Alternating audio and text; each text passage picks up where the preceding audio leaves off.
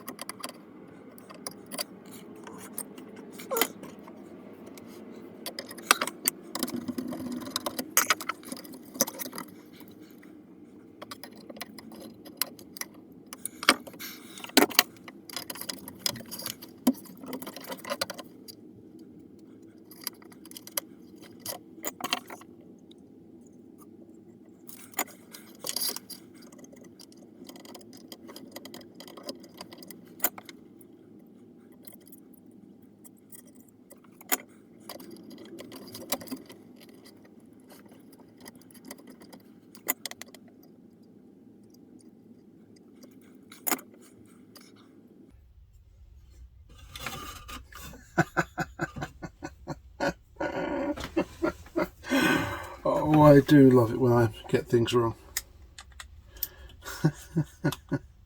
Can I do it?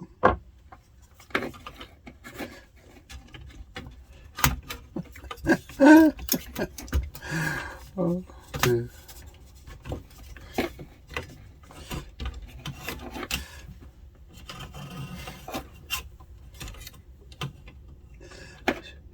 No, I can't do it like this. Yes, I'm going to have to.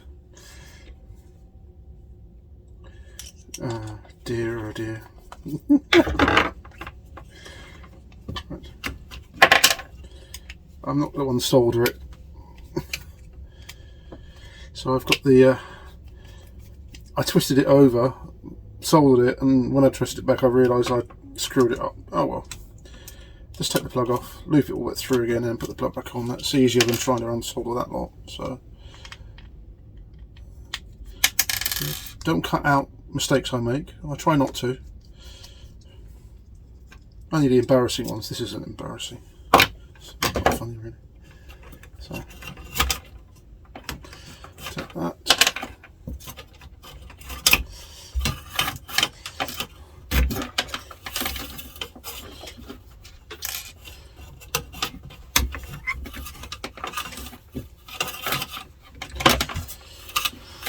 Oh dear.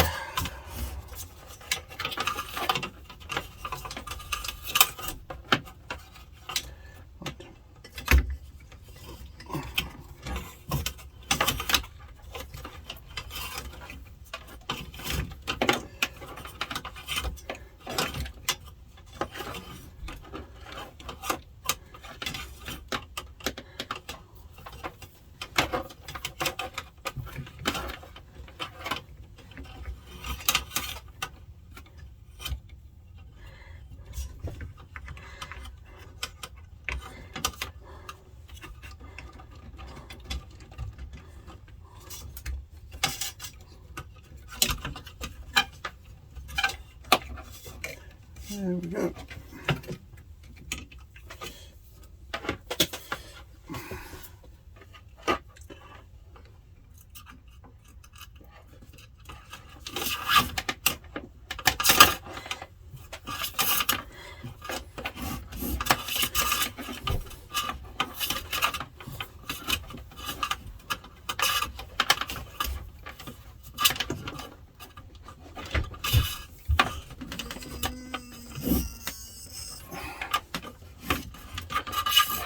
There we go.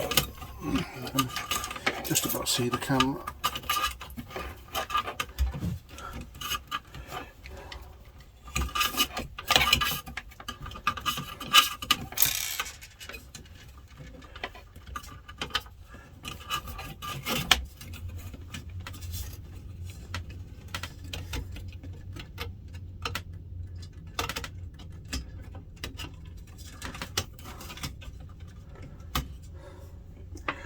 Right. Put this.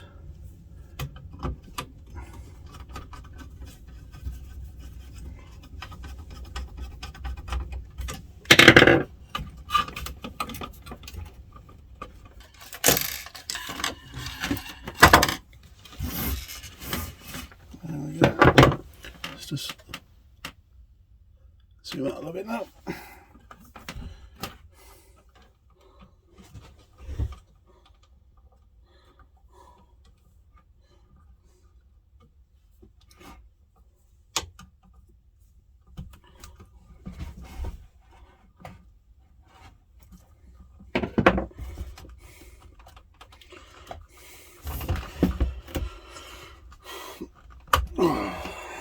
There we go. Don't get any of that. Yeah, I think I've got a little bit.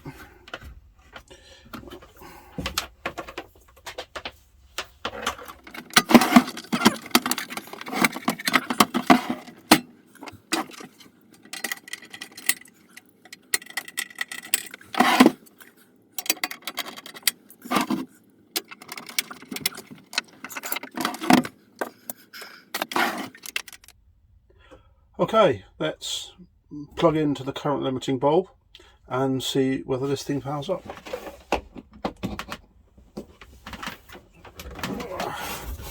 Here we go. And it does. You can see it's a little bit dim.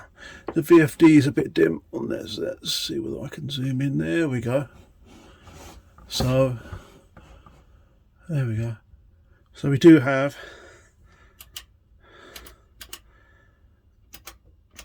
it does power up.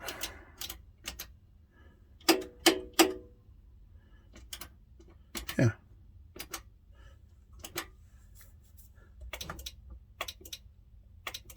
Yeah, we've got some sort of clickage going on. What I might do is actually I'll look at that one later and check to see whether I can do something with that. Okay, that's the bulb is absolutely there's nothing at all from it, so yeah, that's good. Right, let's set this up and see whether we can get some sort of audio out of it.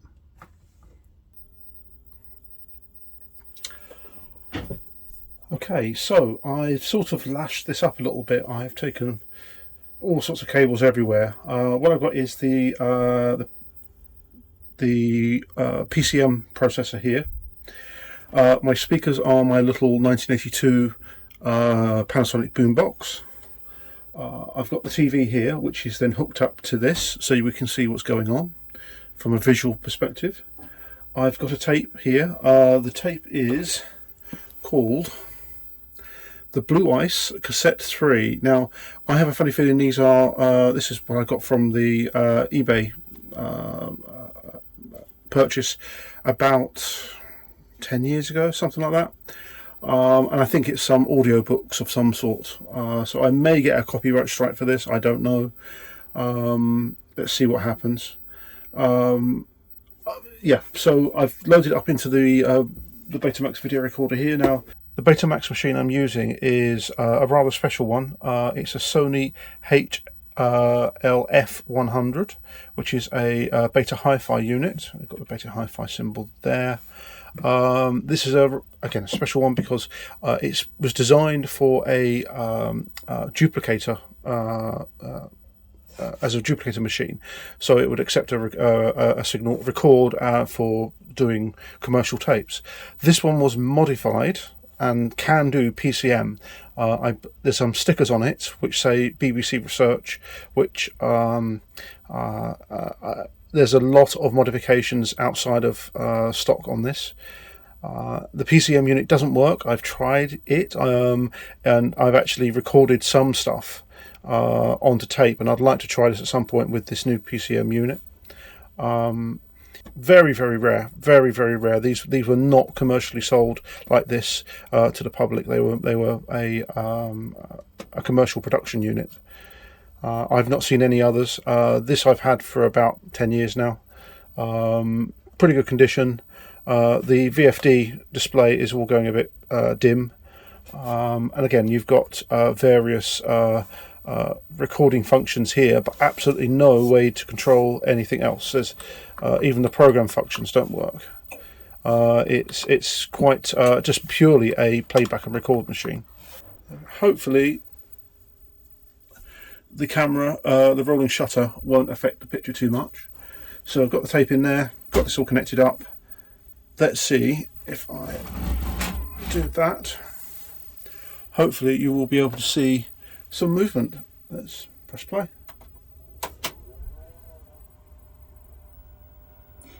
Some years ago, I gather he was in trouble for killing a man. He nodded. I've heard something about it. This lady is the daughter of Walter Sommers. Peterson and Sommers, one of the Sandefjord companies.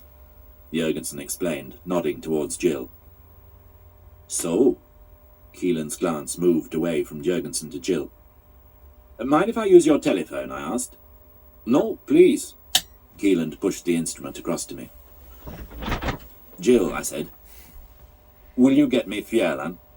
I want to speak to a man called Ulvik. Johan Ulvik. He'll probably be staying in the hotel. Press the playback mute. I was watching. It will automatically mute it. So that's what that button's for. So when you pause without that on, Jurgensen's face. It's just playing one field and badly because you've got the line, the noise band line in there. So yeah, so that's what that does. So if I press that, if it doesn't get a good signal, it mutes it. Into his eyes at the mention of our representative's name. Seems to work. She picked up the receiver and asked for Fjerland. There was a short silence. Nothing really happens Jurgensen there. began to tap with his fingers on the blotting paper Tracking at the desk. Shows you how good the signal strength is. Jill asked. Let's just turn I have no idea what that book was. Audiobook was. So if I As she waited, she adjust the tracking gazed out of the window. Her face and was bring it set and down, firm. This was a make different the picture Jill. worse. This was the girl who had worked for the Linger Company during the war. There we go. It's starting to I struggle realised to suddenly that besides being attractive, she track was it. I don't also know whether you can very see, efficient. but the tracking signal's She starting bent down to quickly as slowly voice drop. crackled in the receiver. Det Herr Ulvik? And then in English, hold the line, please. Mr. Gansett wishes So it's struggling to error correct.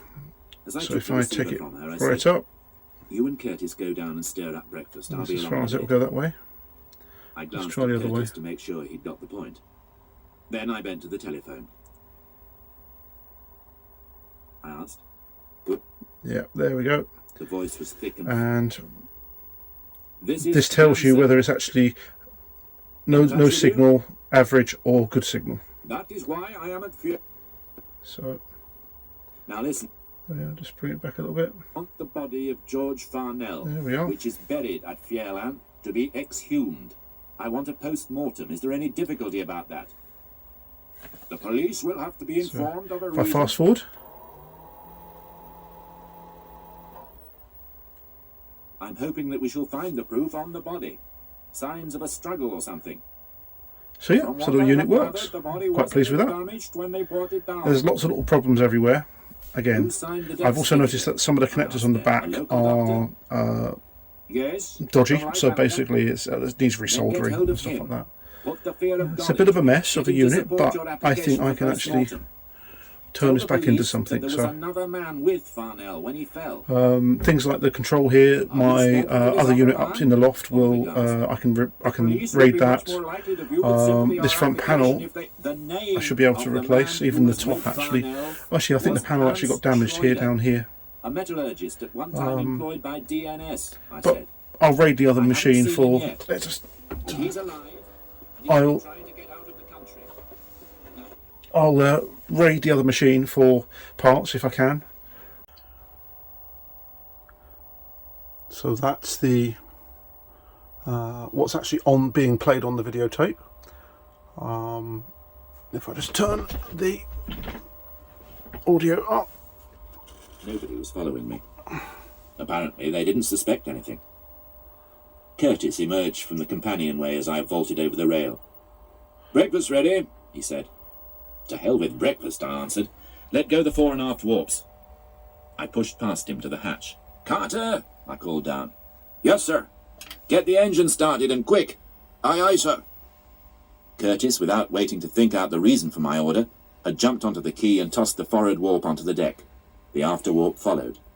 "What's the idea?" he asked as he clambered on board again. "Love us," I said. "I want to see him before Jurgensen has a chance to get to work on him." The engine roared into life. "Half ahead," I ordered into the speaking tube. The propellers threshed the filthy warp. There we go. So if I turn off the auto mute.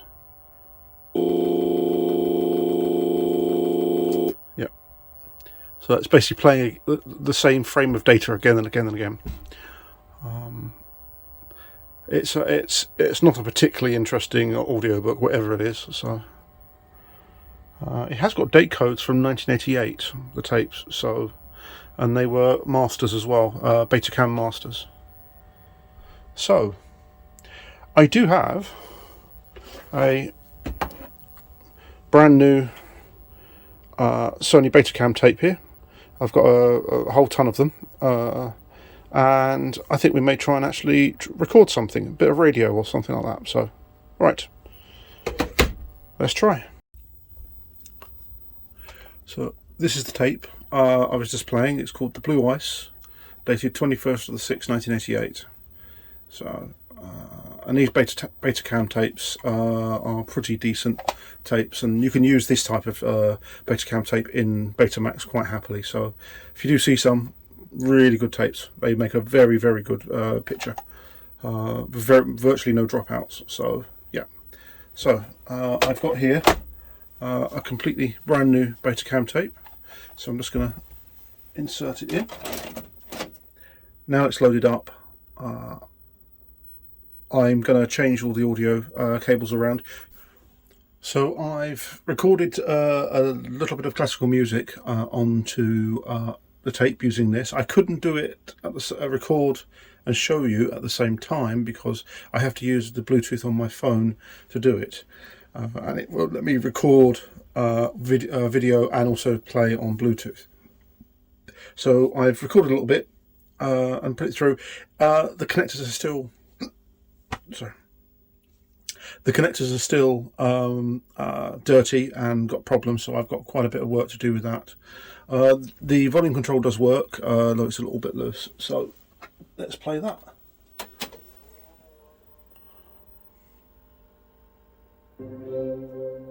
I'll probably get a copyright strike, but well.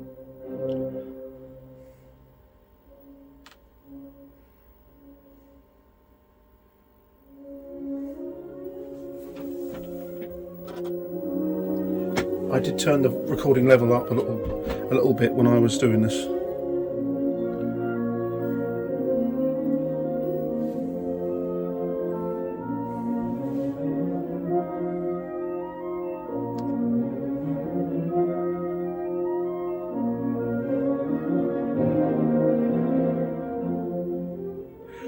Sounds very muffled compared to the original.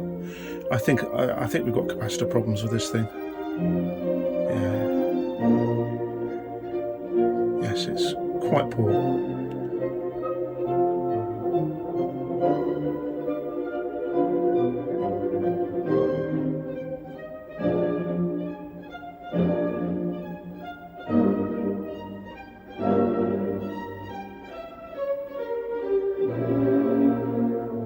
So the output of the audio is going through some capacitors, and I'm damn sure that they're not great.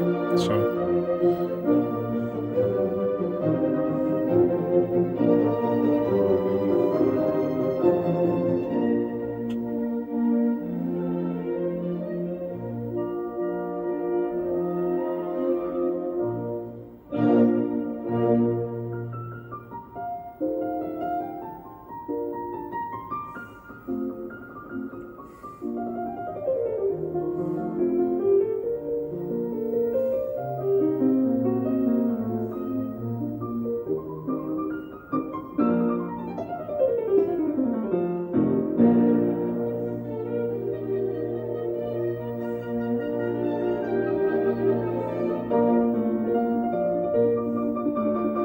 It's very muffled indeed. Good strong signal from the tape.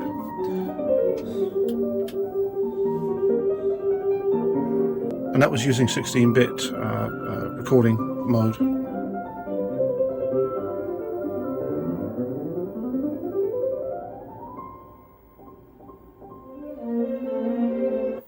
I'm going to be working on this,